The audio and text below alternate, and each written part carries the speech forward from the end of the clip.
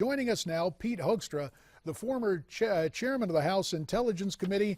To my old colleague, thanks again, Pete, for joining us today on America's Forum.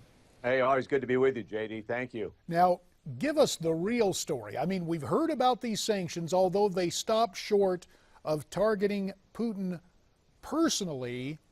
What's the deal with these sanctions? Is there a little secret? Can you draw back the curtain and tell us what's really going on here?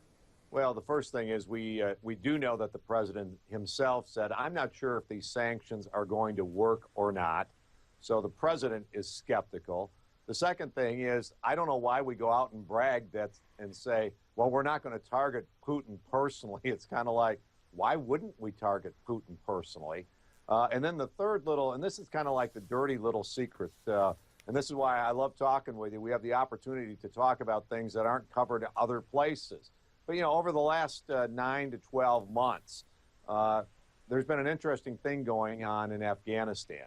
As we're leaving, the Afghan military, they're looking for helicopters. They want about 90 attack helicopters. So, these are the ones, this is kind of what they look like, all right? And you say, hey, great, they're buying, we're going to be buying 90 helicopters. That's going to be putting a lot of Americans to work. Wrong. They're buying Russian helicopters for the Afghan military. And the interesting thing about helicopters is they are high maintenance. So not only are we buying about $1 billion worth of Russian helicopters, but we're also providing the Russian military industrial complex, the people that build these helicopters, we're providing them with maintenance contracts that are multiple numbers of this $1 billion. So and that's just one example. Let's just, this needs amplification, Pete. So if people are just joining us, their ears and eyes are not deceiving them. Part of the deal for the Afghan military, for their continued defense, is the purchase of Russian-made helicopters, nothing from the United States, but the same Russian Federation that today new sanctions were announced to supposedly punish. They've got a huge defense deal in Afghanistan. And the Americans are paying for it. The Afghans aren't paying for it, the Americans are. And again, if you peel back the layers on this, JD, it gets even more interesting. Because, some of this hype is not only in the White House, it's also in Congress. This deal's been in the process for a couple of years. And last year, through the appropriations process, Congress tried to stop it, quote unquote, stop it, and look tough. And so they put some restrictions on it. And number one, Obama just forgot about those restrictions and went beyond them. But back then, Congress wanted to stop them, not because about what Russia was doing in Ukraine, but because of what Russia was doing in Syria. So now we've got the Russians in Syria, we've got them in Ukraine, they're creating mischief all over the place, and we're buying Russian helicopters to give to the Afghans, and the biggest promoter of this is the U.S. Pentagon. Another little dirty secret is every time we launch an astronaut into space, we're out of that business. America's retrenched from that. They're blasting off out of Russia in a Russian space capsule. Whenever we send a satellite into space, the stuff that the NSA uses to spy on Americans, that we use to, we don't spy on, we don't spy on Americans. That was just a little bit of sarcasm. Or where we're putting satellites up in space to actually look down and take pictures of what's going on in the world. Those are lifted up on Russian rockets.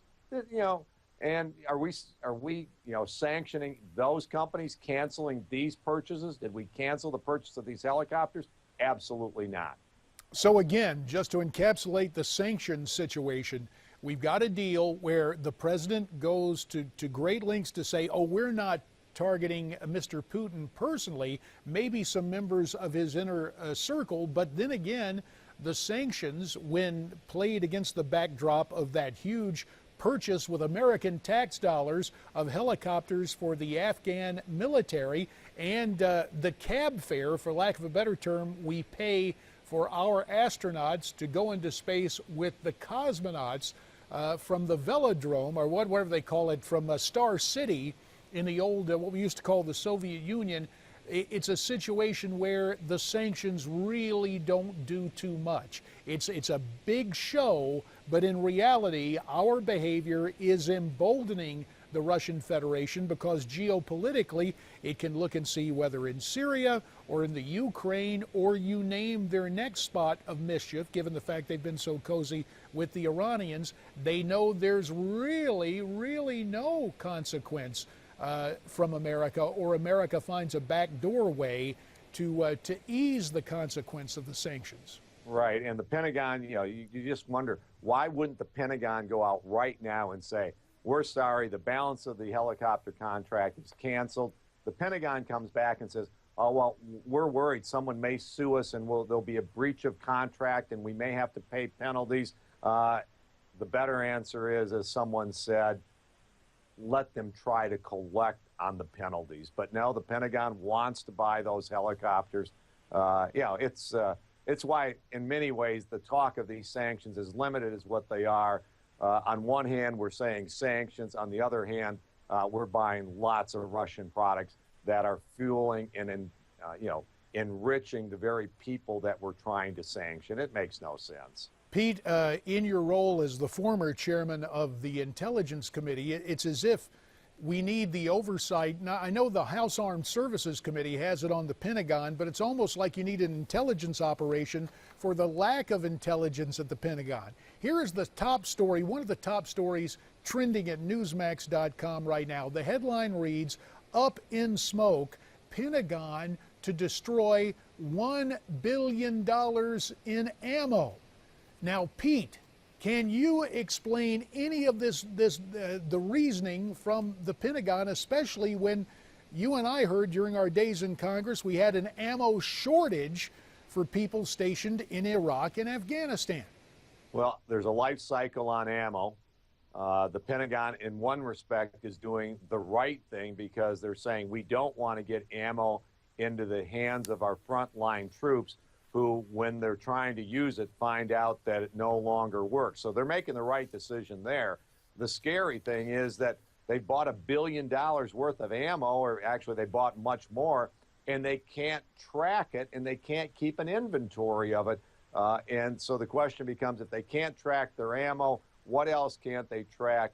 Obviously, the Pentagon, still has a lot of waste, and this is an agency that clearly a lot of people are fighting for more money to upgrade the Pentagon, their equipment and those types of things, which we're going to need after Afghanistan and Iraq. But it's time for the Pentagon to get its own house in order on some very basic things, like keeping inventory. And JD, this is not brain surgery. Companies all over America keep inventory and they track it. Retail outlets, they track it almost in real time. Pete, I have to ask you this question. A little more than a minute remains. Chuck Hagel has taken over as Secretary of Defense. Chuck Hagel distinguished himself on the battlefield. He did not distinguish himself during the confirmation hearings or his subsequent stewardship as Secretary of Defense. Is Chuck Hagel the right guy for this job? Well, I don't think you go after one person here, JD. I think the Obama administration, on foreign policy, on national security issues, they leave a lot to be desired.